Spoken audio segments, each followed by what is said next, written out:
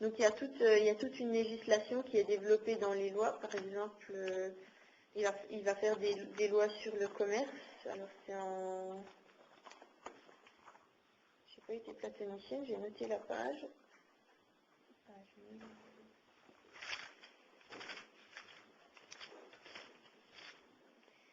C'est en 915. C'est pas Platon, hein, C'est vrai. C'est vrai, mais je pense qu'Arnaud Massé me voudrait de donner le numéro de la page. Ah oui, Voilà, donc c'est en 915E. Voilà, donc j'ai pas été Masséenne. Donc en 915E, c'est loi sur le commerce. Où il dit, alors pour citer brièvement, c'est plutôt pour donner l'esprit que pour réellement rendre compte de ce qu'il disait précisément. Tout échange qui se fait par achat ou aussi bien par vente entre une personne ou une autre personne doit être un échange qui, celui-ci offrant ses produits sur l'emplacement du marché qui est affecté à chaque sorte d'article et en recevant de celle-là la valeur argent comptant, se fait ainsi sur la place du marché et ne doit se faire nulle part ailleurs. Donc en fait là, plutôt l'esprit, donc il développe ça sur des pages et des pages. L'esprit, c'est vraiment, il y a une régulation. Je ne veux pas faire d'anachronisme horrible, mais c'est pas laisser faire, faites ce que vous voulez. C'est, on va vraiment tout réguler pour justement annuler tous les effets pervers que pourrait avoir l'acquisition de richesse, la propriété de richesse. Donc le commerce, oui, d'accord, parce que c'est nécessaire, parce qu'on ne peut pas être totalement autosuffisant. Parce qu'il y a des liens qui sont forcément créés, mais tout ça doit être régulé par la cité, tout ça doit être contrôlé. Donc il y a aussi des lois sur l'héritage, j'en parlais tout à l'heure, où c'est l'aîné qui hérite, et vu que, alors je ne sais plus je ne crois pas que ce soit dans un article, j'ai dû lire ça dans un livre il y a un moment, où un commentateur disait que pour Platon, les Grecs renonceraient plus facilement à leurs femmes, à leurs enfants et au fait que ça leur soit propre plutôt qu'à leur propriété. Donc en fait, dans les lois, il y a toujours la communauté des affects, il y a toujours la communauté des femmes et des enfants.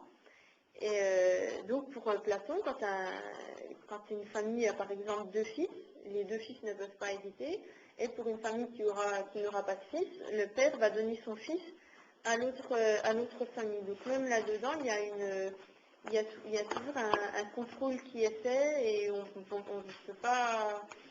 fait pas ce qu'on veut dans la cité de Platon. On va toujours, pour justement que cette harmonie tienne, il faut vraiment qu'il y ait de ce côté-là une communauté en fait entre les gens, et donc pour tout il va y avoir un contrôle. Donc il s'agit vraiment, le but de Platon, d'effacer tout motif de dissension parmi les hommes et de renforcer leur amitié. Donc pour lui c'est ce qui va faire tenir la cité, l'amitié. Donc c'est pas l'amitié au sens où nous on l'a, c'est la filia, c'est oui, c'est faux. Et donc c'est cette amitié qui va être le ciment de la société, et la propriété qui lui est néfaste puisqu'elle crée des conflits doit être limitée à son strict minimum. Ainsi, la propriété, si elle n'est pas interdite, est restreinte à un usage tout à fait domestique. Il s'agit pour le propriétaire d'assurer la subsistance et la pérennité de sa famille. Donc si la communauté des biens n'est pas réalisable, il espère toutefois encore, avec son principe de propriété restreinte et contrôlée, instaurer une communauté d'affect. Les citoyens doivent avoir les mêmes peines, les mêmes joies, les mêmes intérêts, et par-dessus tout, une attention supérieure pour l'intérêt de la cité. Les intérêts personnels sont effacés. Ce qui prime, ça va être l'intérêt de l'oikos, de la propriété familiale, et à l'intérieur de la cité. Brièvement, 2 passages extérieurs aux lois qui illustrent, je trouve, l'esprit des lois, qui exprime bien l'esprit qu'avait Platon.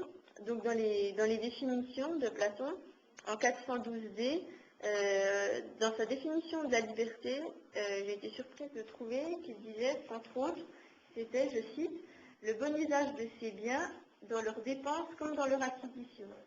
Donc là, c'est plus la propriété est néfaste, mais si c'est pour l'intérêt de l'éco, si c'est pour l'intérêt de la cité, si on en fait un bon usage, donc c'est ça qu'il entend par bon usage, c'est pas bon usage personnel,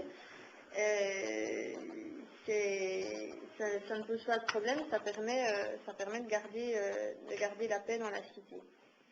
Et un autre passage de l'Éryxias, alors c'est peut-être un peu tiré par les cheveux, surtout que c'est un dialogue de Platon, enfin, qu'on prête à Platon, mais qui fait partie des dialogues douteux et qui aurait plus été écrit après, et on sent même une forte influence stoïcienne dans l'écrit. Mais donc, dedans, Platon, ou pas, nous raconte que les richesses qui sont en fait, donc les richesses, au sens de la définition qu'il donne du mot richesse, c'est pas amasser de l'or, de l'argent comme on peut penser spontanément, mais c'est ce qui est utile à la subsistance. Donc dès lors, or et argent ne sont pas utiles et donc ne sont pas des richesses, on n'a donc pas à les poursuivre, on serait tenté de dire CQFD. Donc il ne va pas seulement abolir la propriété, il va même montrer qu'au fond, ça ne sert à rien de rechercher ça pour soi-même. Donc de toute façon, dans les lois, si Platon ne cherche plus à supprimer la propriété, il limite grandement ses effets pervers et par ce que l'on pourrait appeler en fait une série de décrets. Mais dans le principe, rappelons-le, la propriété est toujours vue comme négative. S'il pouvait la supprimer, Platon serait bien heureux de le faire, comme il l'a fait dans la République, et il tente seulement dans les lois de s'en accommoder. Cependant, on peut se poser plusieurs questions. Déjà, est-ce que cette simple accommodation que fait Platon est-elle suffisante pour garantir l'harmonie dans la cité? Déjà deux questions. La première que se pose déjà Platon et à laquelle il donne la réponse, à savoir, l'emploi idéal, c'est plutôt la cité de la République. Les lois, c'est un peu un arrangement avec ce que peuvent faire les hommes. Donc, est-ce que finalement les lois vont avoir les mêmes effets que la cité des lois va-t-elle avoir les mêmes effets que pouvait avoir la cité de la République? Est-ce que Platon même y croit? On ne sait pas. Et puis ensuite, il y a un problème plus interne, c'est que en fait, la façon dont il présente la cité des lois, ça ressemble plus finalement à une juxtaposition de petites propriétés qui vont en fait ne plus avoir de lien entre elles. Ça va pas être vraiment une cité, chacun va s'occuper de ce qui se passe chez soi. Et il ne va plus y avoir justement d'échange pour la subsistance, mais il ne va peut-être plus y avoir justement de dialogue entre les différents citoyens. Donc la communauté des biens, finalement, ne donne pas forcément la cité. Et puis ensuite, il y a une question à nous contemporains aussi qui va nous interpeller. Ce projet est-il réellement moins utopique que le précédent? Est-ce qu'on aurait très envie de vivre dans Magnésie aujourd'hui et est-ce que ce serait faisable? Donc il faut quand même noter pour Platon une lettre dans laquelle, donc je trouve ça dans les lettres de Platon, une lettre dans laquelle il confie que plus jeune il voulait faire de la politique, mais qu'il s'en est détourné, se rendant compte finalement qu'on ne pouvait pas changer grand-chose en faisant de la politique et qu'il valait mieux écrire des livres de philo. En plus, au cas où il avait encore un peu d'amitié pour la politique, il aura certainement été traumatisé par l'épisode de Syracuse où il a tenté justement d'instaurer sa cité. Ça s'est plutôt mal passé. Donc, finalement, est-ce que Platon avait vraiment une visée pratique quand il parlait de ces deux cités, ou est-ce qu'il faut plutôt en retenir finalement ce qui nous intéresse, à savoir comment il pouvait voir la propriété, et donc, on l'a bien vu, comme quelque chose d'entièrement néfaste. En outre, la façon dont il supprime la propriété ou la façon dont il la limite, dont le dialogue comprend, est-ce que cela ne risque-t-il pas de créer d'autres sources de conflits? Et pire encore, cette semi-propriété ne risque-t-elle pas d'avoir les effets inverses de ce qu'elle prévoyait?